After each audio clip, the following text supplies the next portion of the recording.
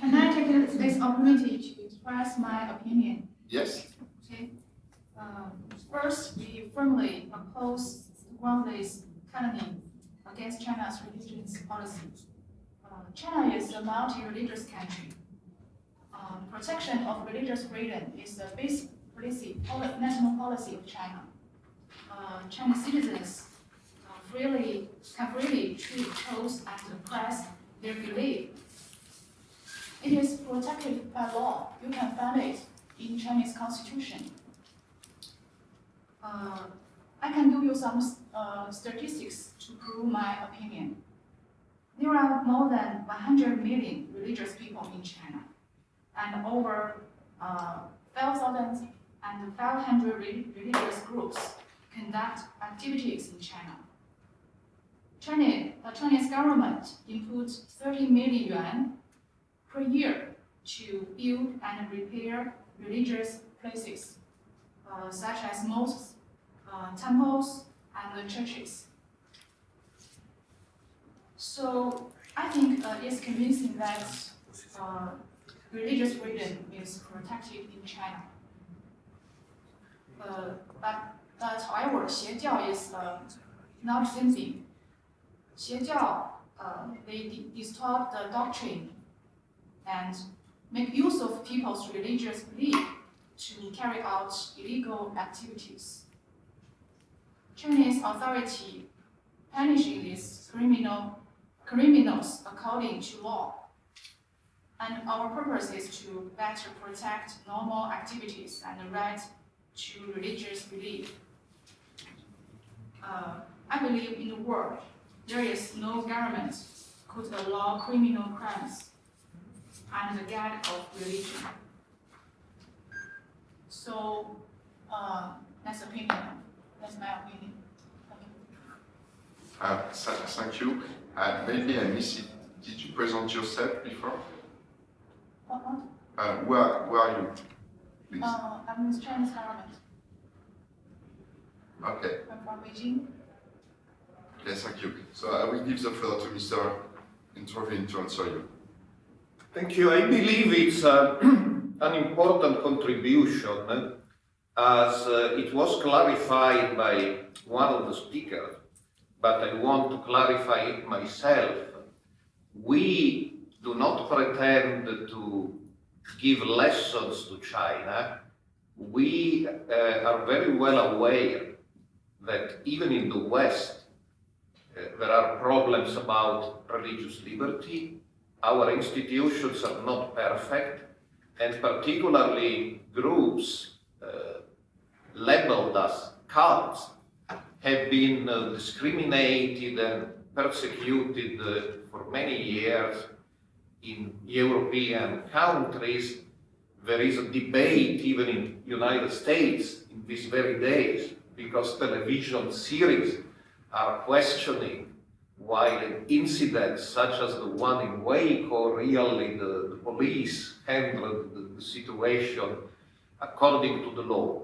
So I don't believe we are in a position to say we are the good countries, some other countries are, but that's completely foreign to our attitude and certainly to my attitude. And I'm very grateful to the Chinese authorities for having invited me twice in 2017 and also in previous years to China to discuss these issues with them. So I believe dialogue is very important. And so we should make an effort to understand how the Chinese system operates and what are the reasons behind Chinese attitudes. On the other hand, dialogue always goes both ways. So we listen with respect to the position of the Chinese authorities, but when we were kindly invited to China, we also presented our different point of view. So I believe a key comment in your presentation is that Xie Jiao distort the doctrines. Now, distorting the doctrines in our Western European or American legal system is not a crime. And again, I say our system is not perfect. But distorting the doctrines cannot be, in our opinion, be constructed of a crime, because what is a distorted doctrine for one people is the truth for the next person. And so we absolutely agree that people who commit crime, people who kill people, people who abuse women or children, they should be punished. Our concern, however, with your Article 300 of Chinese Criminal Code and with the interpretation of Article 300 in January 2017 by the Chinese Supreme Court and the Chinese Supreme Procuratorate is that in the definition of criminal activities by Xie Jiao, there are crimes such as spreading superstition or preaching false doctrines. And that is exactly the point where we do not agree, because how you define a superstition, how you define a true doctrine or a false doctrine. Again, what for me is a true doctrine, perhaps for you is a false doctrine. What for you is a true doctrine, perhaps for me is a false doctrine. So we should surely continue this dialogue, and as we try to understand the rationale for the Chinese attitudes against Xie Jiao, and as I say, that I understand that dates back to the Ming period. It's not new. It's a constant in Chinese history. I believe the Chinese side should also try to understand the different points of view and the fact that international convention doesn't really allow for discriminating against religious groups for what they believe.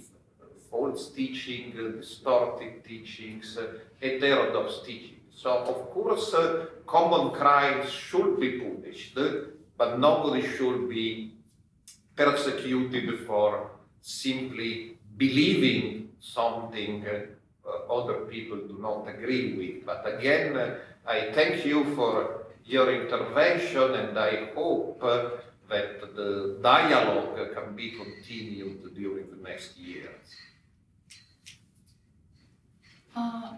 Chinese.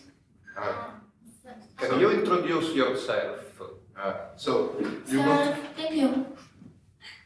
I'm a staff from Chinese Association for International Understanding. Just want to ask a question that have you ever gone to China and get some first-hand materials about these cases that related to the Church of Almighty God? Why I asked this question, because that, to be honest, there are too many rumors and fake stories on the internet today all over the world, you know. Even though the stories are told by the people that experienced by himself, the story might not be the entire truth. And in the video, only the adherents of Almighty God were interviewed, but we didn't get any words from the Chinese officers and the police. And I think we should interview one side and should interview the other side, and that can give us the entire truth.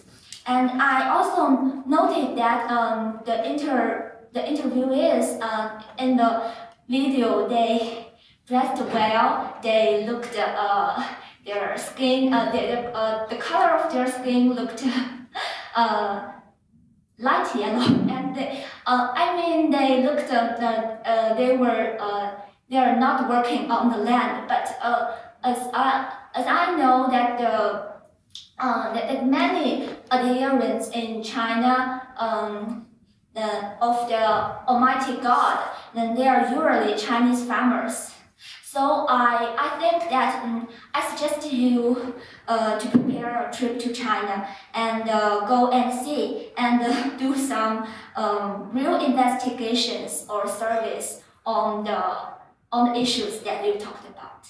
Thank you for your kind question. That's exactly what we did. Here you see a report published by KK News, that's a government agency, about my trip to China.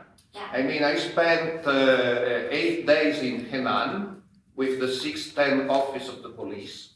I was invited by the Chinese Anti-Cult Association with another 3 American scholars, and we toured all Henan. Unfortunately, we could not meet with actual members of the Church of Almighty God. That was not allowed by the Chinese authorities. But in all the different cities we visited, we met police officers and we met former members of the Church of Almighty God, which had been reformed in labor camps, and told to us their stories. So that's exactly what we did. I did my study on the Church of Almighty God is particular of the crimes ascribed to the Church of Almighty God is completely based on documents I received from Chinese authorities.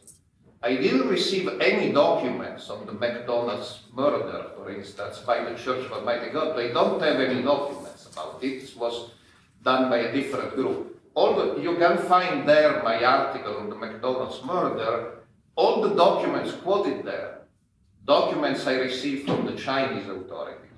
So I thank you for your suggestion. It makes a lot of sense. And that's exactly what we did. We went to China, we interviewed police officers, we interviewed former members of the Church of Almighty God. Some of them are reformed and today are members of the Communist Party. We interviewed the relatives of members of the Church of Almighty God who are members of the Chinese Communist Party and very much against the Church of Almighty God. You are perfectly right. That's the homework scholars should do. And that's exactly what we did. But on the other hand, we also interviewed members of the Church of Almighty God in Korea, in Europe, in the United States. We would have loved to do this in China, but it's underground organization, we were not allowed. So I believe we did our homework. One of the results of our homework, and your last observation is very interesting, it's that the reports in some early Chinese studies that the average member of the Church of Almighty God is a peasant, these reports are inaccurate.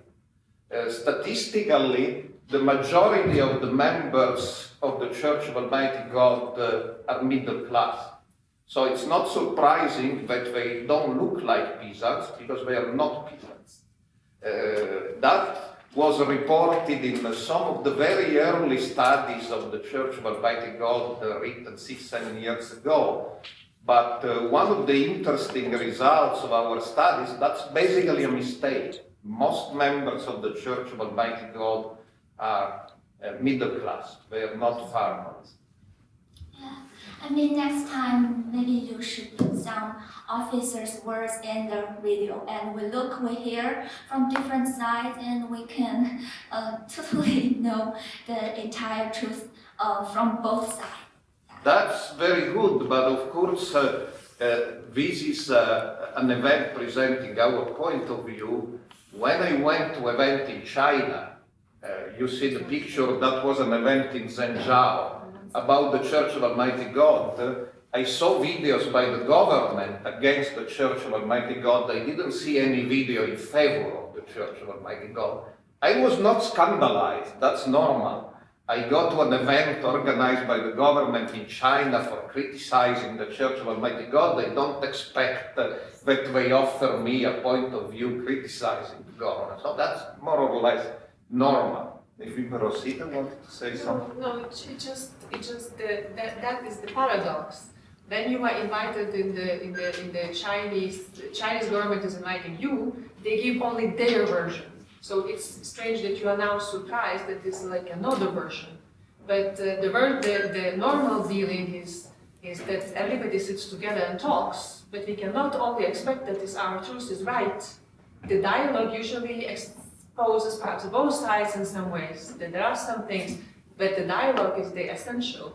And as the scholars, because Massimo talks not only about himself, but in the photo, for instance, you see Gordon Norton, very known American scholar, who went to China, we don't know how many times. He spent years. And now he has different opinions, and he is more on our side.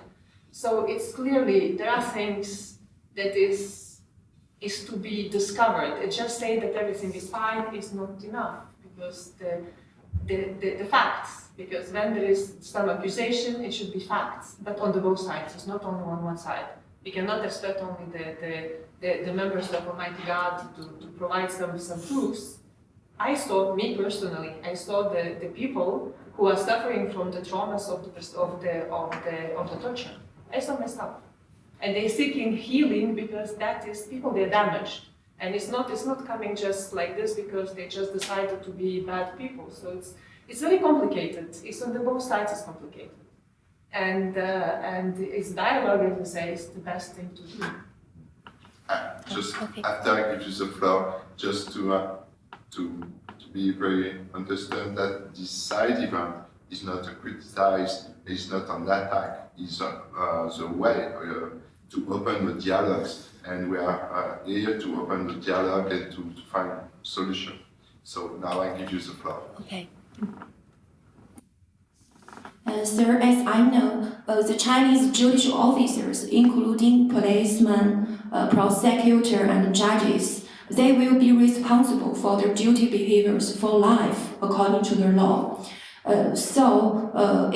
If they were found to have any wrongdoings, even when they retire, they will be punished by the law.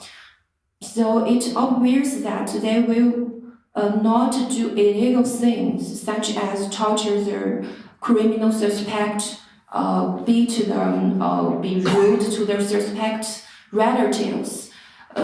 So I don't know the source of their video, but for me, I think it's hard to believe. Yes, this is my opinion. Thank you. Thank you.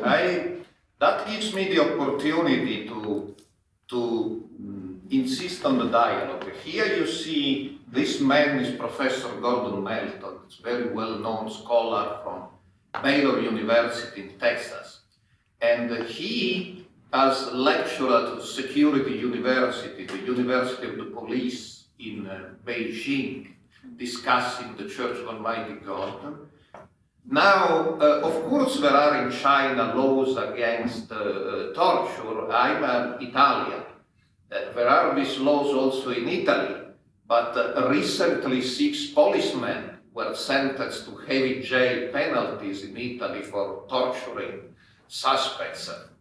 So it happens all over the world. Of course, there are laws against torture and abuse, but torture and abuse may happen. It happens in the United States, it happens in Europe. I will not exclude that it may happen also in China. Again, it's important that you understand we are not here to distinguish between good countries and bad countries.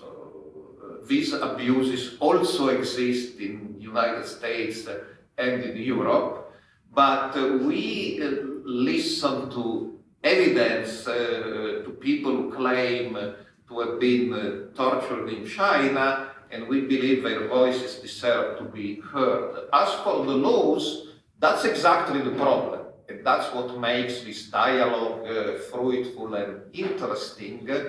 Of course, the members of the Church of Almighty God are prosecuted according to the law, but most of them are sentenced, and there are documents about it. They are sentenced under Article 300 of the Chinese Criminal Code, and we believe that Article 300 is wrong.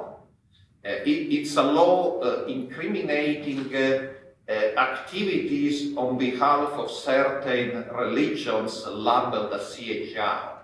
And it's interesting, if you study Article 300, for instance, there is a study by Professor James Richardson.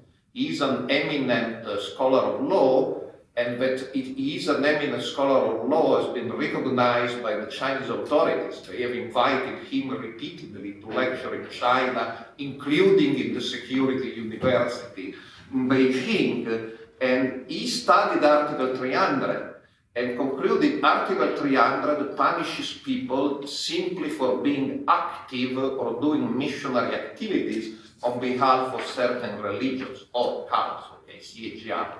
And that's something we do not agree with. Again, if people steal, murder, abuse children, abuse women, they should be punished. But if people simply say, we believe that a certain woman is a mighty God, or we believe in UFOs, that should be free. Nobody should be punished because of his or her belief. We understand that's a cultural difference, that the CHR legislation exists in China since the 18th century. It's not been invented by recent authorities, but that's a point of disagreement we should frankly and sincerely discuss. I just would like to underline that this meeting is not about is proving or discussing about the torture. Torture is one of the persecution's elements. Because if you see the title of the event is clearly said, is religious freedom and ethical persecution in China. Because there is intolerance, there is discrimination, there is persecution, and then it might be torture. So we are not trying to prove that we are really the gods, that we know and that we have made it. It will be too much. What we're discussing here, we're discussing persecution. And persecution, I believe, it's clearly the law, the list of the groups that they are Xinjiang. So it's clear there is a persecution. That's all we say. The rest is not up to us, because torture is a very serious crime, and it's different. It's covered by the Convention on Persecution, and there are different mechanisms to do it. It's not that's what we do here. Here it's a very simple thing. We try to say and to prove with the arguments that the members of the Church of Almighty God, they are persecuted or discriminated against. This is higher, is persecution. So they cannot freely express their beliefs in China. That's it. So that's a very simple conclusion. They cannot, and you have to agree that they cannot, because the Chinese government is perceiving them as something bad. That's, I believe, mainly the meeting is about it, and we should stay in the frame of this without going really very far and have a very, very difficult discussion that we are not entitled to have. Thank you. Thank you. Open you. Do you know what the adherents of Almighty God do to the public, to the Chinese public on earth? Because I know they are involved in many issues of crime like fraud and suicide. I think there are a few words about this crime. I think I want you to tell me more about this. Yes, as I said, we were invited to China for a week-long tour of Henan, talking with police officers, some of them quite high-placed police officers. And after we went to Henan, we digested the material we collected in Henan in June 2017. We were invited for a second seminar in September in Hong Kong, again with high-placed Chinese police officers in charge of dealing with Xie Zhao, the so-called Office 610, came to his conference. So, crimes, it's very interesting. I mean, I have studied violence connected to religion for 30 years. So we asked the Chinese side, the police, to provide documents about these crimes. And we were provided with a number of documents on some crimes.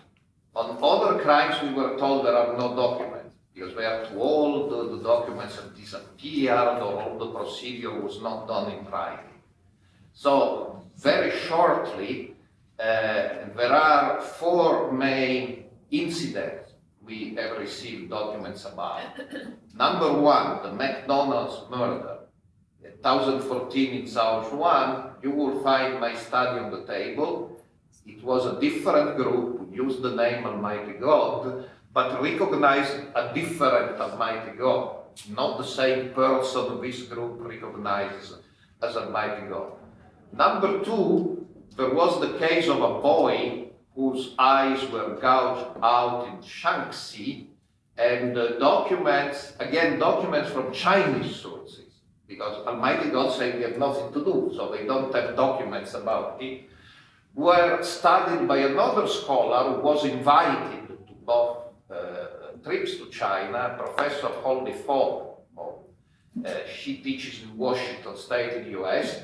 Again, you find there an article she wrote, and Chinese police closed the investigation by saying the boy's eyes were gouged out by the boy's aunt, who later committed suicide. She's not a member of the Church of Almighty God.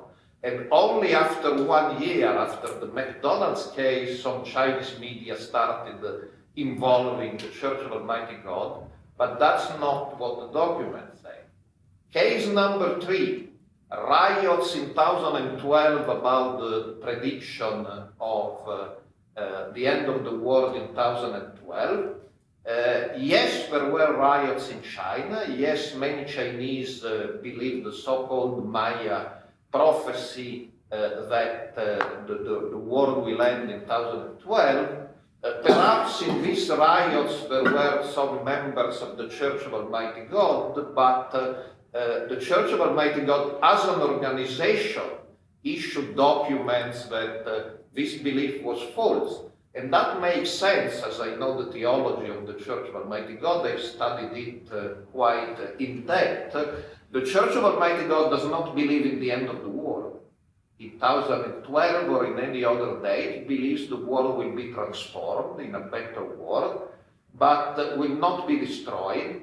And also they believe that this transformation of the world can only take place after the person they recognize as Almighty God will have completely dismission. And as Mr. Ru mentioned it, even Emily Duck, she's an Australian scholar, she doesn't like the Church of Almighty God, but in her book about the Church of Almighty God, she clarifies that those members who spread the 2012 prophecies were disapproved by the leaders of the Church of Almighty God. Some of them were excommunicated, were expelled.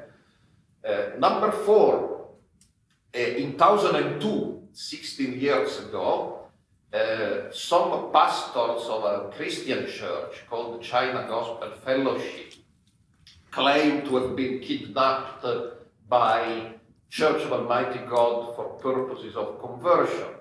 Here the case is very interesting because the Chinese authorities never open an investigation, there is no police investigation, there is no court case, and we have to believe these pastors and lay leaders of the China Gospel Fellowship, but their story is very not persuasive.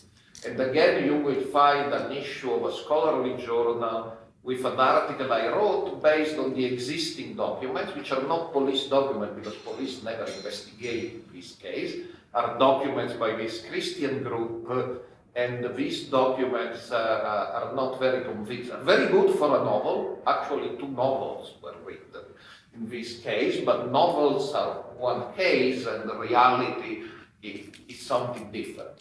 I know there are other accusations, you can find them even in Wikipedia very easily, but about these other 2-3 incidents, which are very old, date back to 20 years ago, I asked personally the Chinese authorities to provide documents, and they told me there are no documents left, so I cannot say anything. Fall under the category of rumors, because when there are no documents, they are rumors, they are not fact. Thank you. Yes, it's time to finish now. We go over more than 40 minutes. So that's very good to have this question, this exchange, because it shows the purpose of this side event, which is dialogue. And for sure, after, we can continue this dialogue. So thank you.